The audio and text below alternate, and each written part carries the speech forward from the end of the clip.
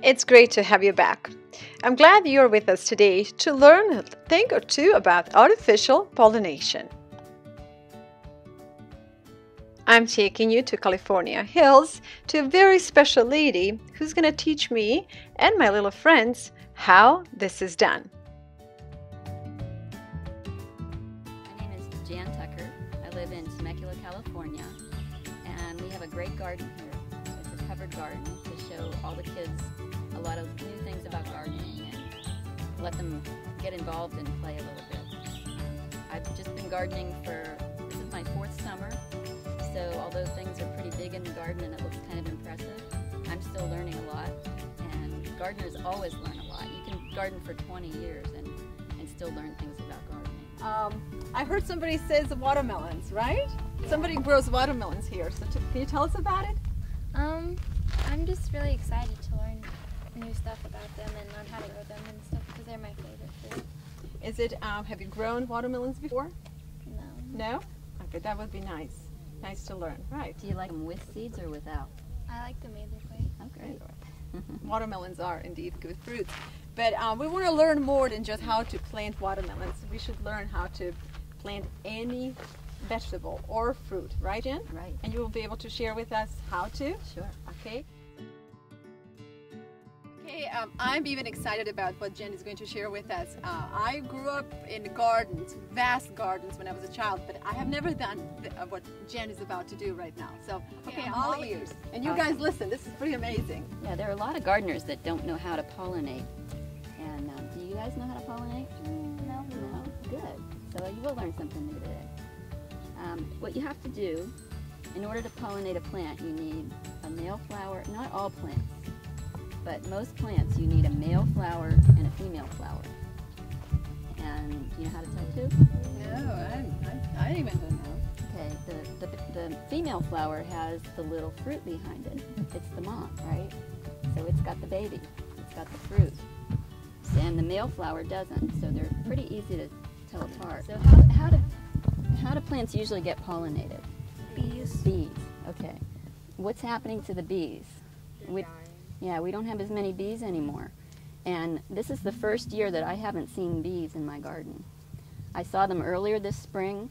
They were all over my milkweed over there that attracts butterflies.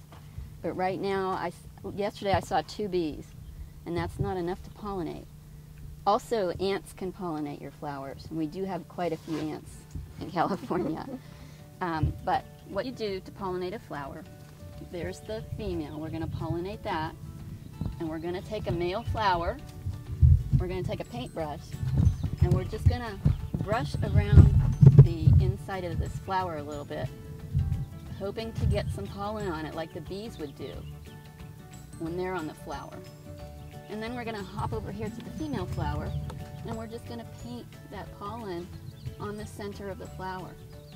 How neat is this? And that should pollinate the flower. We're hoping it does. Now on watermelon, it's really hard to see the pollen. You know, when you have a male flower, the other way to pollinate is you just pick the flower off. And you can fold back the little petals. I've actually got an ant on this flower. Doing his job. Yeah. On a big flower, you can see the pollen. I can't see any pollen on this, but I know it's there. And then you just go onto the female flower again and just brush it. That is amazing. That's another way to pollinate. And then there's another female flower over there. Awesome, because these are the first, probably this is like the 4th female flower I've seen this season. Well, I spotted a little watermelon in a corner. Did you notice you have a little watermelon going on? Where is it? All the way in the corner. That's the one I couldn't find. Where is it? So I should be right Oh, there. I see it. Did I see it right? Yes? Yes.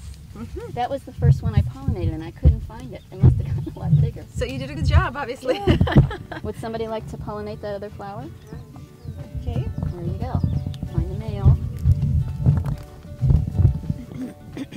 That is really, really neat. I mean, I've never seen, I learned something today. I didn't know that there were 2 different kinds of flowers on the same vine. Now that's I said not all plants. The tomato's different. Tomatoes have their male and female in a single flower. So it does itself, it does the job by itself, or? It does, or you know, bees help, or wind helps. And what I do is I come down in the morning and I shake my tomato plant. To get That it. helps too. Huh. Or you can take you can take a brush again, or a toothbrush even, and just jostle the flowers and they get pollinated.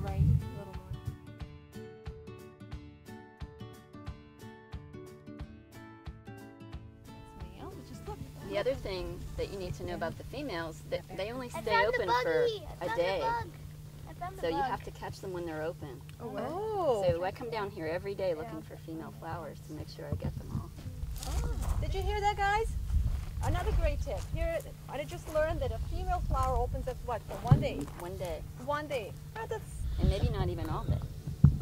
Oh. So it's good to come down in the morning to check for all your watermelons to make sure that you get to pollinate all of them. So you really have a slim chance of growing watermelons if there are no bees, and if you don't catch a flower at the right time and you don't pollinate it. Exactly. And that's why the bees.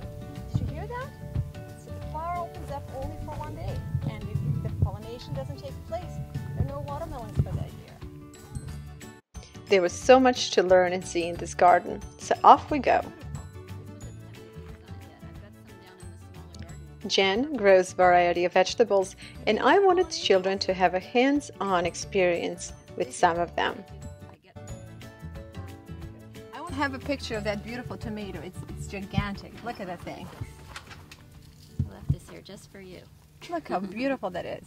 So what are some of the dishes that we can make with tomatoes, guys? Tomato soup. Tomato soup, okay. Salsa. Oh, yeah. Salsa sounds good.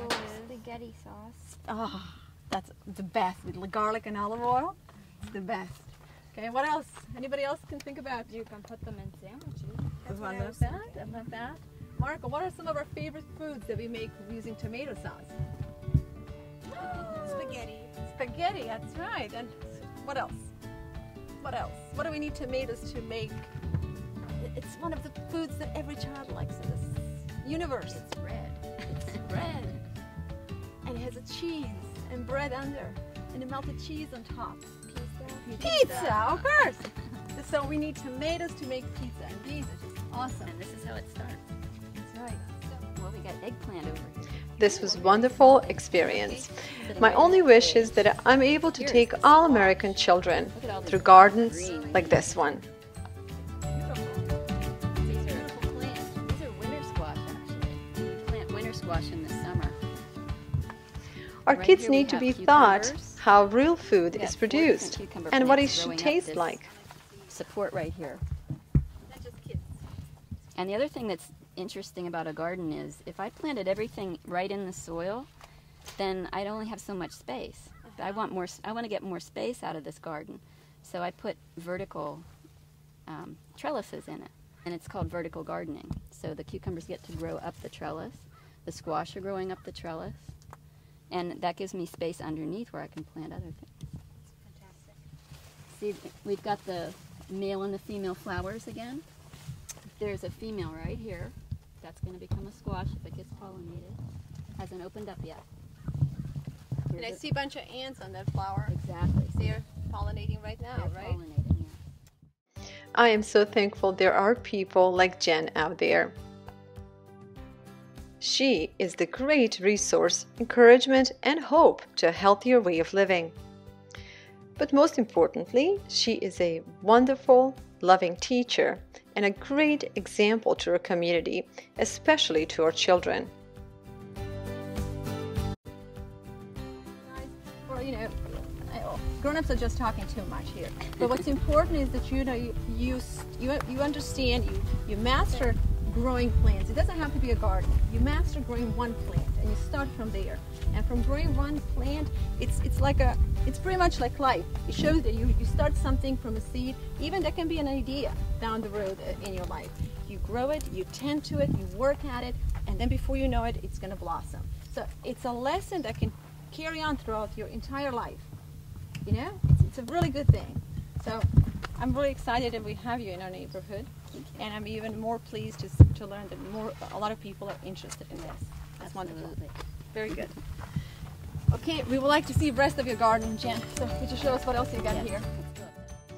Well, Thank you for watching, and if you too believe that we should teach our kids well, join our channel and join our adventures. And if you can, please share this video with your friends.